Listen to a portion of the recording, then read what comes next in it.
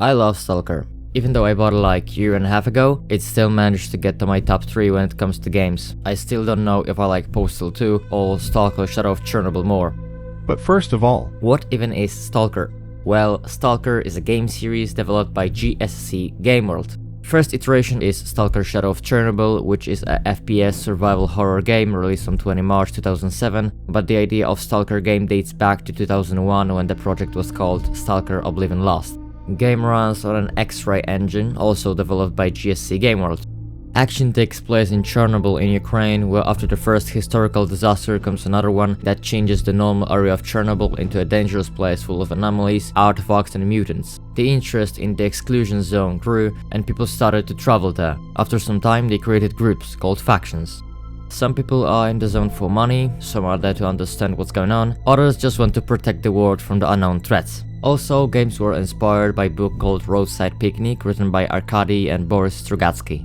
The map of Shadow of Chernobyl is built from several smaller locations between which you can move. This gives the effect of an open world without need to use large amounts of computing power. Locations are quite unique and well equipped with buildings that we can explore and maybe find something cool inside. We got Kordon, which is the initial village with a couple of buildings around, Rostock, which is a well equipped base of faction called Duty, and Yantar, which is highly radioactive area with Lab X-16 somewhere underground and scientists walking around. Laboratories are very interesting places too. They are very scary and well equipped with mutants and hostile stalkers, but they also have some good equipment if we look around. In short, the locations are unique and all of them have their own unique atmosphere. Also, while walking around we can find things called artifacts and anomalies. First one are valuable items that can give you benefits, but they also give you radiation, which can be deadly if you don't have a good armor or another artifact that negates radiation. Second one are anomalies, which are dangerous areas that can harm you in every way. They can burn you, tear you apart, even electrocute you, but they are not 100% bad because anomalies create artifacts. Well, that's the way things are in the zone. Traveling through the zone, you might see that it lives on its own. That's because the A-Life system is in the game. A-Life is basically an artificial intelligence system that was supposed to create illusion of living zone. Sometimes we can see a couple of loners sitting together, talking and playing guitar, or pseudo-dogs running around. Also, we can talk to every stalker that we see to ask for something, trade with them, or ask for a mission. Every stalker, if they want, start shooting as soon as they see us, and here comes factions. There are a couple of factions in the zone. Some are neutral, such as loners, freedom, duty or ecologists. Some are hostile, such as bandits, renegades and monolith. All factions have different views on the zone and things around them, as I mentioned earlier. Okay, but what would be Stalker without weapons? Shadow of Chernobyl got plenty of them, from shotguns to pistols to assault rifles. I'm not an expert, unfortunately, so I won't be talking about them a lot. But shooting, on the other hand, is interesting to see at least, because you will never be sure if your bullet will hit where you want it to hit. It is very random, and because of that, ammunition can disappear from your inventory very quickly. That's why it is very important to loot the bodies of enemies. You can get ammunition, medkits, bandages and something to eat from them. And you better collect them because you will never know when and where it will become handy. I guess that's all from the gameplay aspects. Now it's time to talk about the story of Stalker Shadow of Chernobyl. 26 April 1986. First disaster. Night has fallen at the power plant. People were working and fulfilling their duties. Suddenly, around 1:23, reactor number 4 blew up due to a failure. Then there was a second explosion that blew a protective cover and destroyed the 4th block building. People were evacuated from the area, but still a lot of them died or got hurt. Radiation created by the blowout spread across Europe and Ukraine itself. That was the first historical disaster. It really happened, and that's why Chernobyl is so popular and recognizable. Now it's time for the non-historical events created for the needs of Stalker. Years after the first disaster, attempts were made to repopulate Chernobyl mainly with army and scientists. 20 years after, in 2006, a mysterious second disaster occurs, after which anomalies, artifacts, mutants and other weird things start to appear in the zone. As I mentioned, people start coming to the zone and so on. Story of Shadow of Chernobyl takes place after all these events, somewhere around Kordon, where an unknown truck raced through roads of the zone in the night. Suddenly, lightning strikes the vehicle. Next day, the anonymous stalker comes to investigate leftovers of the car and finds the person who survived the accident. He brings the body to Sidorovich. Local trader investigates the body of an unknown person and finds PDA with Kill Strelok written on it. Taking control of the Marked One, we need to do some work for Sidorovich as payment for saving us. Finally, he offers us to do a few missions for him, which will allow Sidorovich to gain some more money, and us allowed to find out who we are and what the mission written on the PDA means. This time we need to get a briefcase with valuable data from the military base in Agraprom and hand it to the barkeep in Rostock. On the way we meet Stalker called Fox who needs our help. He knows someone who might know a little more about Strelok. This someone is another Stalker called Siri who lives in the garbage. After helping him with fighting bandits, he sends us to another Stalker called Mole that found Strelok's stash. Mole is waiting for us in Agraprom. Getting to our destination, we help Mole fighting the military and he shows us where the stash is located. Exploring basement fighting bandits and mutants, Marked One gets to the stash and finds Pendrive. He finds out about Fang's death. And at this moment we also find out about Strelok's group, in which they were Ghost, Fang and Strelok himself. Turns out Strelok decided to go to the center of the zone on his own and left Ghost and Fang alone. Unfortunately, Fang is dead, and our mission is to find out what happened to Ghost. Leaving the basement, we are now in the center of the military base from which we need to take the briefcase. Handing a briefcase to the barkeep, he tells us that it's only half information needed to get to the center of the zone, and about Lab X18 located in the Dark Valley. We need to go there and take another half of necessary information. On the way back from the Dark Valley, Marked One loses consciousness and another can see in place. An unknown Stalker heads to the CNPP. He stops and takes a look around. Suddenly a group of rats starts running towards him and he starts shooting at them. At the end, character turns to the camera, but his face is not visible.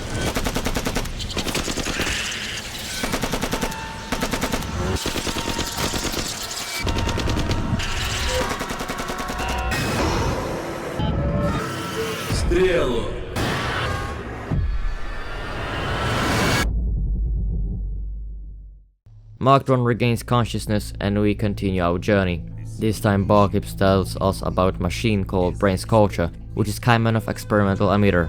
Its components were made exactly in X18, but the documents refer to Lab X16, where they sent some components. X16 is located near Lake Yantar, and that's where we'll be heading this time. On our way there, we help a scientist called Kruglov, and he leads us to the mobile lab, located at our desired Yantar. On site, we meet Professor Sakharov. Asked about X16, he tells us that it is impossible to go there without appropriate armor, or the protagonist will turn into a zombie. That's why he wants us to take some measurements, and by doing so, he will give us a prototype device that will protect us in X16. The Marked One goes with Kruglov to take measurements, but suddenly a blowout occurs and both of them fall on the ground. You can hear two people talking about not leaving someone on his own, and these two people are most likely Ghost and Fang. Fang, you can't just leave him like that. Just leave him, there is nothing we can do for him. The blowout is minutes away, we won't get through with him. No, Fang, I'm not leaving him. After listening, we get up, and together with Kruglov we go back to the laboratory, where we are provided with a prototype. But before entering X16, the Marked One needs to find Vasilyev's body, as he had valuable information about the lab entrance and how to deactivate the source of emissions. Scientists attempt to enter X16 with Ghosts from Strelok's group. Vasilyev is dead, but what happened to Ghost isn't known at the moment. After finding the dead body and listening to the tape he left, we can finally enter X16. In the lab we meet a giant brain floating in a jar called Miracle Machine. That was supposed to create small-scale emissions, but something went wrong, and the Miracle Machine started creating uncontrollable emissions. That's why we need to turn off control modules, and after doing so the Mark I loses consciousness again. This time we see a man standing in the middle of nowhere, and his name is the Doctor. He looks at the photo of CMPP and says, "If this is so important, why didn't you explain what you are going there for? And where did you get this photo from?" If you only knew where I've just been and what I saw. One day you'll finish badly, Strelok.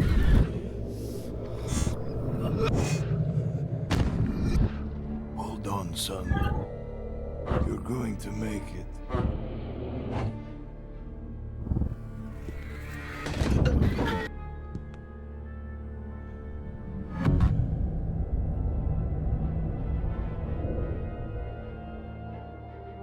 Where will you go now?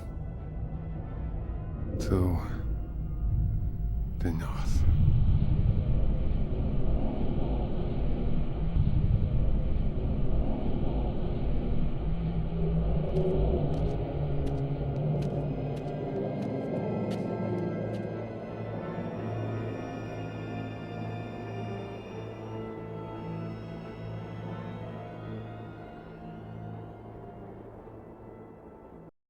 After that, the Mark I wakes up and goes further. The last room of X-16 has a controller that we need to kill and the body of Ghost.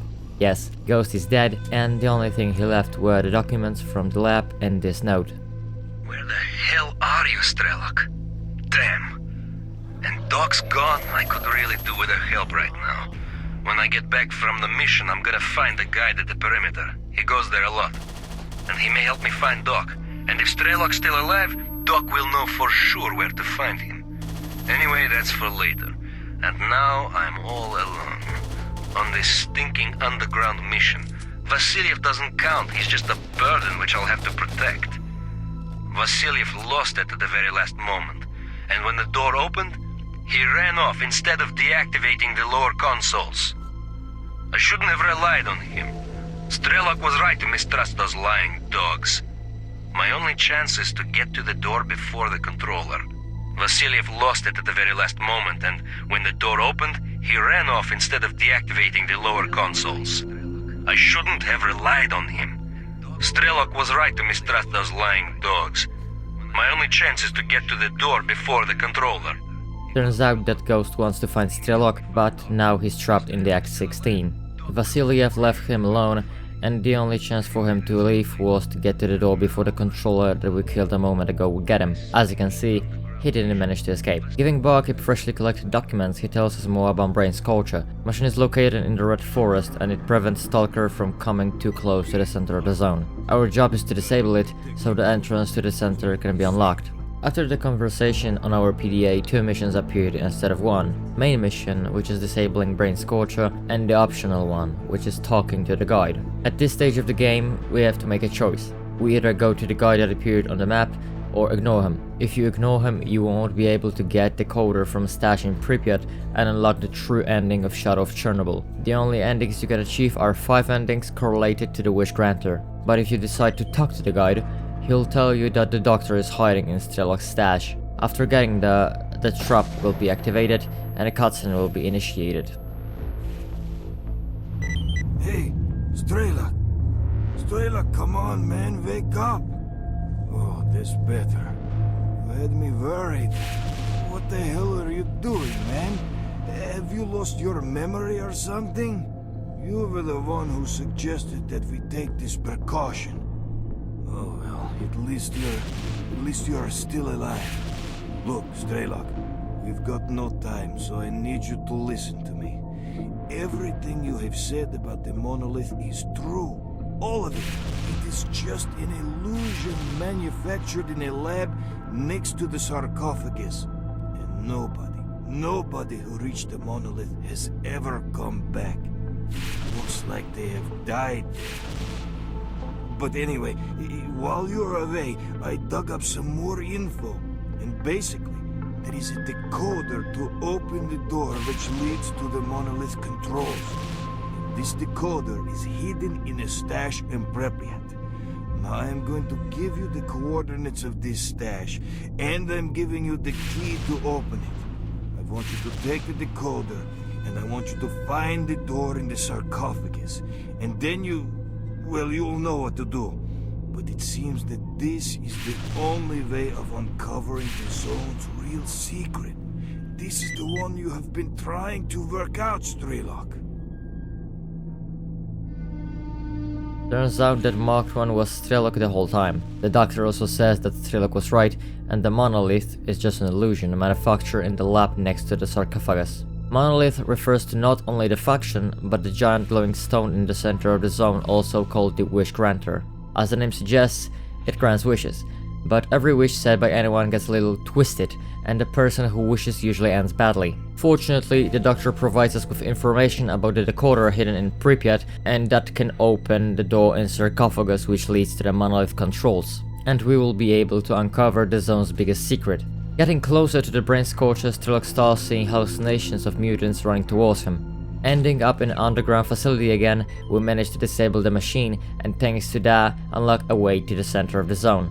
After switching the levers, Strelok loses consciousness again, and another cutscene plays. This time we see the wish granter and Strelok stretching out his hand towards it.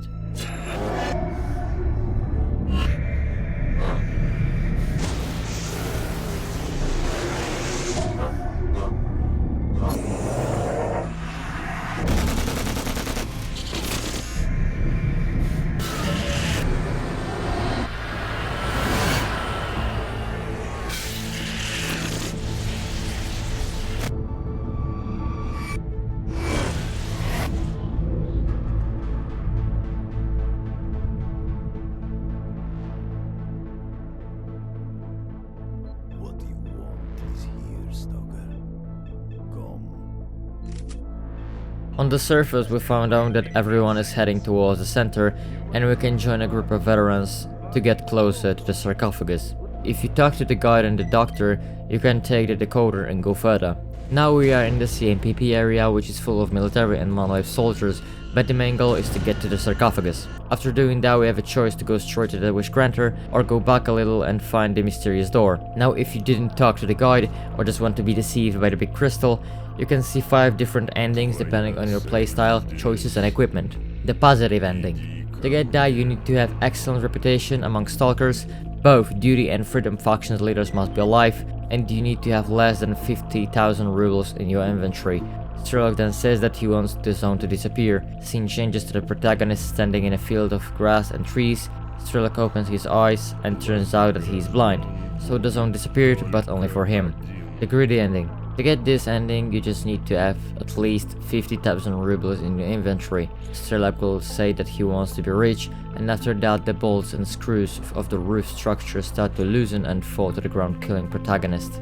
The ruler ending. To achieve that, you need to kill both duty and freedom leaders and have less than 50,000 rubles in your inventory. Strelok will say that he wants to rule the world. Monolith will charge him with strange energy and eventually kill him. The immortality ending. This ending will be achieved if you don't fulfill any other criteria. So you need to have less than 50,000 rubles, reputation must be between excellent and terrible, and at least one faction leader must be alive.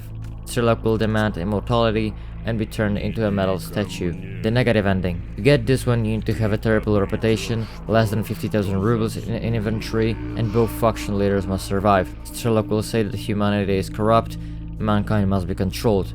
Protagonist stands in the darkness and some pictures begin to rush through his mind. Strelok acts like he's receiving too much information.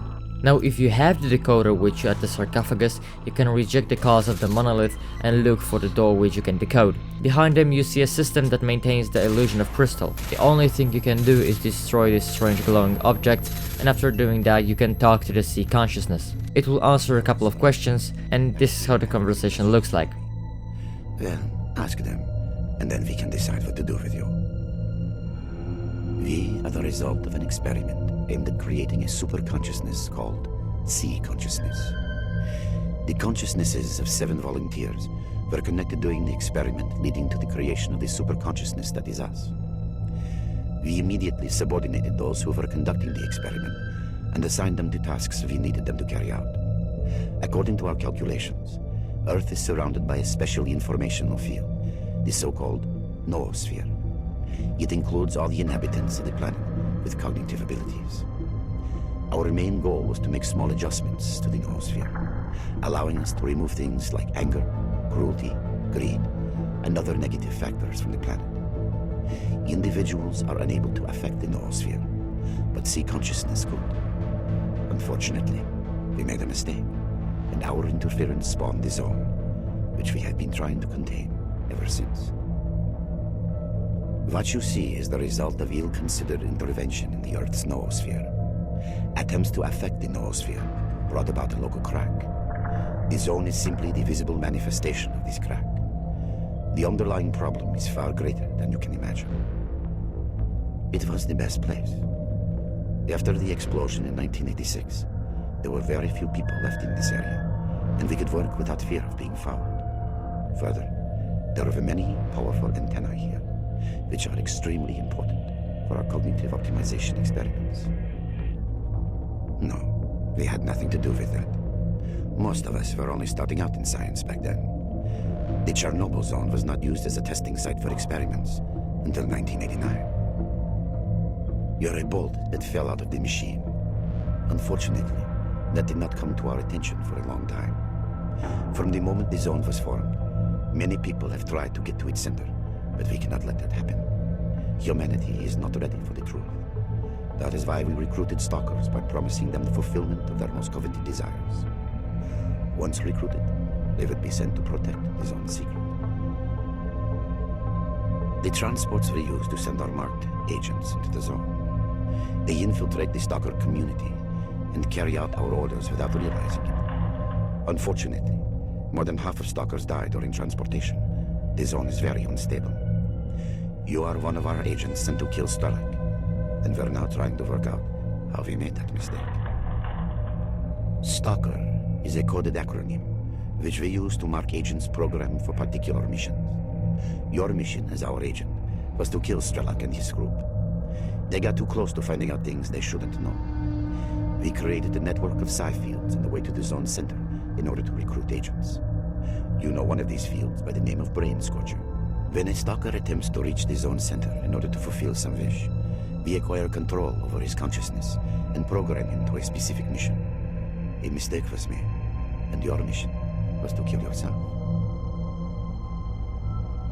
That depends on you. At the end, it will give us a chance to join C Consciousness. We can either accept or refuse that offer. This is how joining C Consciousness looks like.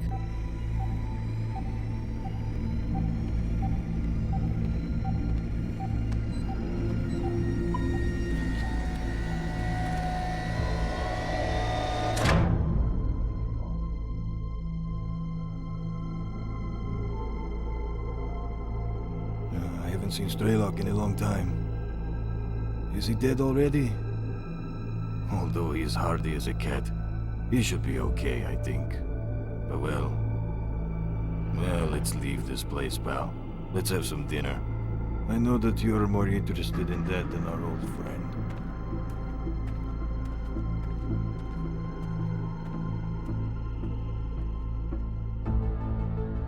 But the canon ending is rejecting the offer. After doing that, you need to go through some portals and find Monolith soldiers. At the end, you will see this cutscene in which Strelok destroys C Consciousness, and that's how Shadow of Chernobyl ends.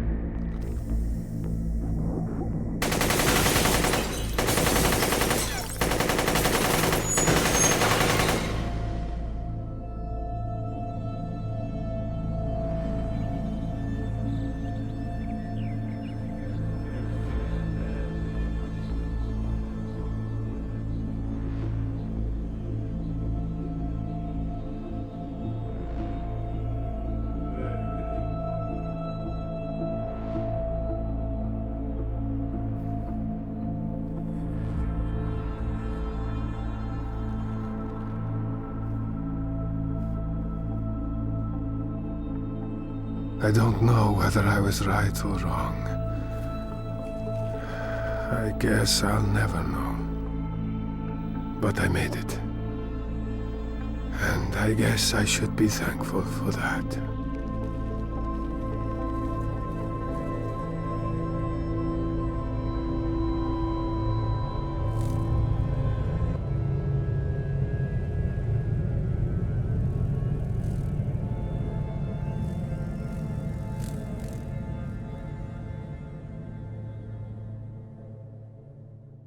I have a lot of good memories with this game.